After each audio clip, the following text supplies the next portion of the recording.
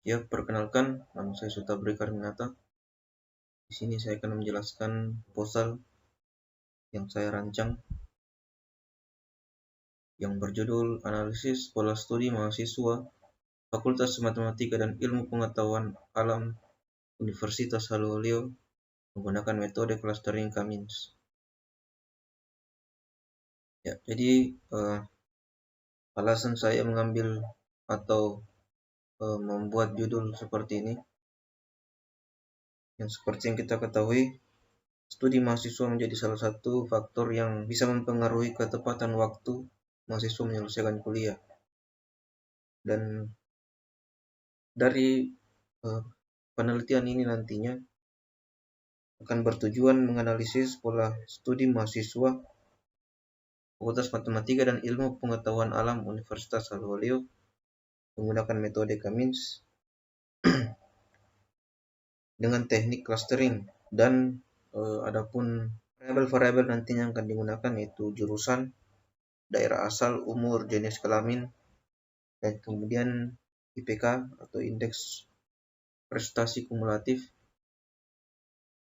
kemudian satuan kredit semester dan tahun masuk. Kemudian jadi di sini saya sudah merancang dari daftar isi. Di pendahuluan ada latar belakang, kemudian rumusan masalah, tujuan penelitian, dan manfaat penelitian. Kemudian di bab 2 tinjauan pustaka, bab 3 ada metode penelitian yang terdiri dari tahapan penelitian, identifikasi masalah, pengumpulan data, data processing, dan kemudian clustering. Di sini juga saya menyediakan daftar tabel yang nantinya akan berisi tabel-tabel yang berupa deskripsi data, deskripsi variabel data, inisialisasi daerah asal, inisialisasi jenis kelamin, inisialisasi jurusan, inisialisasi pola studi, hasil sum of square data error, hasil sum of square, titik pusat awal tiap cluster, jumlah data cluster, dan tabel yang terakhir hasil clustering Cummins. Ya, kemudian kita masuk di bab 1 pendahuluan. Ya, di sini latar belakang. Intinya kenapa saya mengambil judul ini sudah saya jelaskan tadi di awal, yaitu untuk nantinya bisa bertujuan bisa menganalisis pola studi mahasiswa yang nantinya akan bisa kita tarik kesimpulan bahwa hal-hal tersebut yang bisa mempengaruhi studi mahasiswa yang kemudian bisa berdampak kepada lamanya studi setiap mahasiswa. Ya, kemudian kita masuk di rumusan masalah. Di sini saya mengambil 2 rumusan masalah. Yang pertama, apa saja pola studi yang sering dilakukan oleh mahasiswa? Yang kedua, bagaimana pengaruh pola studi terhadap lama masa studi setiap mahasiswa? Kemudian tujuan penelitian. Di sini saya mengambil 2. Yang pertama, menentukan pola studi yang sering dilakukan oleh mahasiswa, kemudian mengetahui pengaruh pola studi terhadap lama studi setiap mahasiswa. Kemudian manfaat penelitian. Di sini manfaatnya yaitu dari penelitian ini kita dapat memberikan informasi tentang pola studi apa saja yang sering dilakukan mahasiswa, kemudian mengetahui pola studi apa saja yang dapat menentukan lama studi setiap mahasiswa dan nantinya penelitian ini juga bisa dijadikan sebagai literatur untuk penelitian selanjutnya. Termasuk di bab 2 tinjauan pustaka. Di sini di tinjauan pustaka saya mengambil data-data dari beberapa jurnal dan juga sumber-sumber yang saya dapat. Salah satunya di sini dari penelitian terkait metode clustering yang pernah dilakukan oleh Muhammad Toha, Sylvia Preti, Tulus, Johan Oscar Ong, Nurhayati, dan Luigi Ajeng Pratiwi dan Ari Musakir. Di sini penelitiannya mengelompokkan setiap siswa dengan melalui karakter siswa.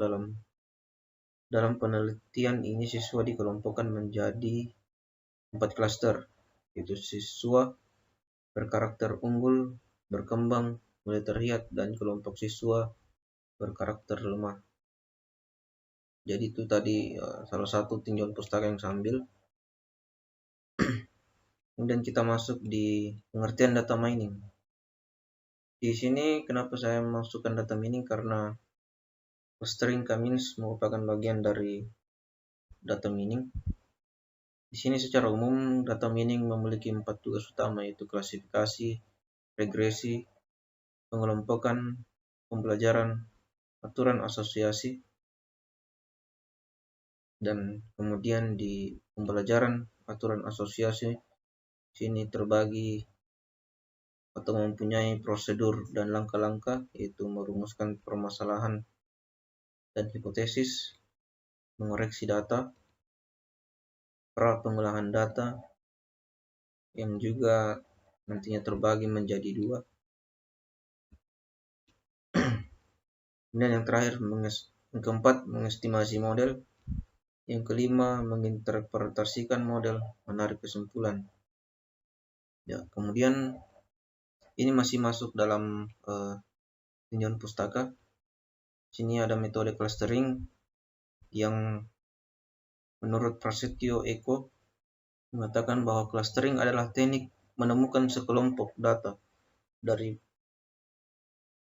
pemecahan atau pemisahan sekumpulan data menurut karakteristik tertentu yang telah ditentukan. Dalam pengelompokan tersebut, nilai labelnya belum diketahui, sehingga diharapkan setelah melakukan pengelompokan data, nantinya label dari data tersebut dapat diketahui.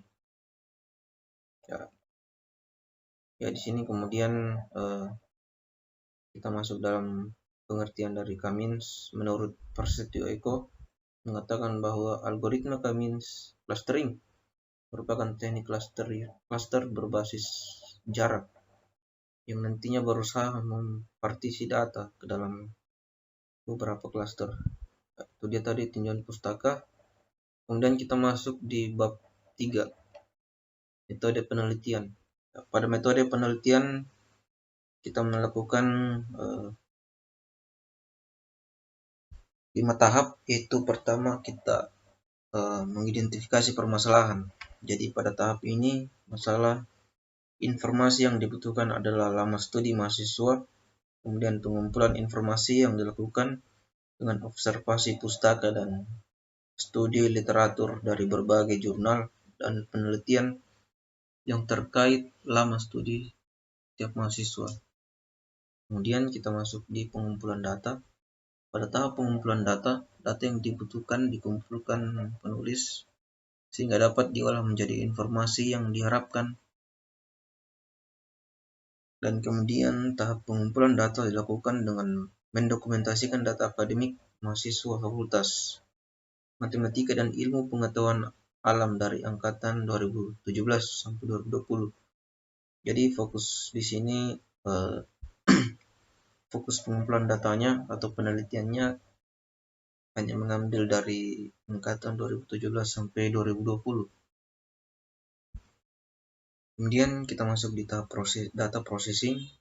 Pada tahap ini dilakukan data reprocessing untuk mempersiapkan data. Ya, data processing dilakukan dengan cara pembersihan data atau cleansing. Kemudian setelah tahap data processing kita masuk di clustering. Ya, nantinya di clustering berdasarkan pembahasan yang telah disebutkan di awal, penelitian dengan metode clustering ini menggunakan metode Elbau untuk menentukan jumlah cluster dan algoritma K-means.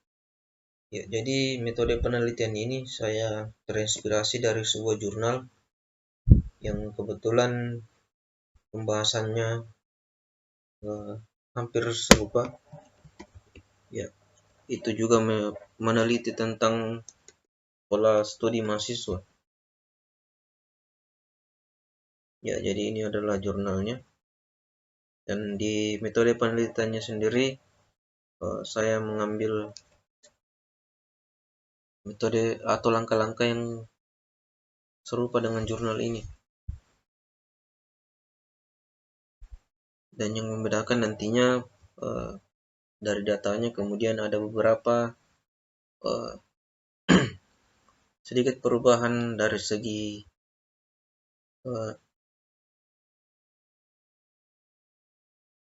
bagian proses yang akan sedikit kita ubah nantinya setelah kita mendapatkan data. Ya, jadi bisa kita lihat metode penelitian di sini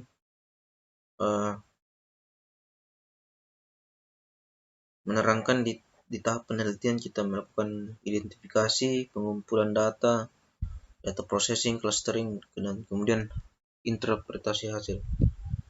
Ya, jadi di sini ada contohnya untuk tahap pengumpulan data.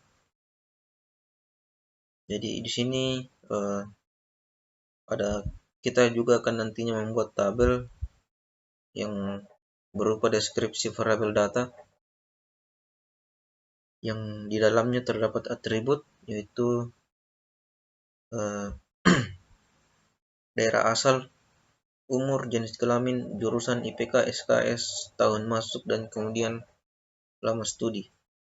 Dan kemudian ada jenis data. Di sini jenis datanya bisa berupa nominal atau numerik. Kemudian keterangannya nanti kita sesuaikan dengan data yang ada. Dan kemudian data processing, ya di sini juga menyediakan tabel berupa tabel inisialisasi daerah asal. Nantinya kita akan juga mengisi sesuai dengan data yang kita dapat. Dan kemudian setelah kita masuk dalam tahap